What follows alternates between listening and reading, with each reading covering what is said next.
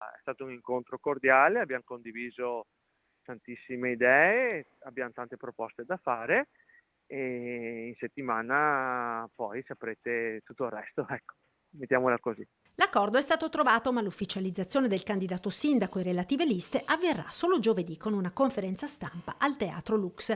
L'incontro tra la compagine guidata da Gian Antonio Darè, espulso dalla Lega, e Forza Italia ha dato fumata bianca, ma per sapere se ad aspirare alla conquista del comune sarà il baffo o il suo delfino Gianluca Posoco bisognerà ancora attendere qualche giorno. Suspense anche da Forza Italia. Sicuramente la spaccatura della Lega è stata un evento che ha destabilizzato la situazione vittoriese.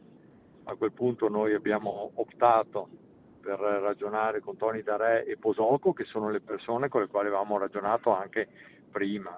Continuiamo nella linea che avevamo intrapreso, sicuri che sia la strada migliore per Vittorio Veneto e anche la strada migliore per valorizzare Forza Italia. Di certo l'accordo tra azzurri e dissidenti leghisti sancisce la rottura del centrodestra a Vittorio Veneto. Il resto è ancora tutto da vedere. Il segretario provinciale del Carroccio Coin solo ieri escludeva ripercussioni sulle alleanze negli altri comuni. Come direttivo stiamo seguendo i comuni sotto i 15.000 abitanti, per cui noi continueremo a lavorare come stiamo facendo e non ci muoveremo con ritorsioni politiche, non è nelle nostre corde. Noi vogliamo lavorare per fornire ai cittadini la miglior possibilità di scelta a livello più alto di amministratori che possono gestire il bene pubblico.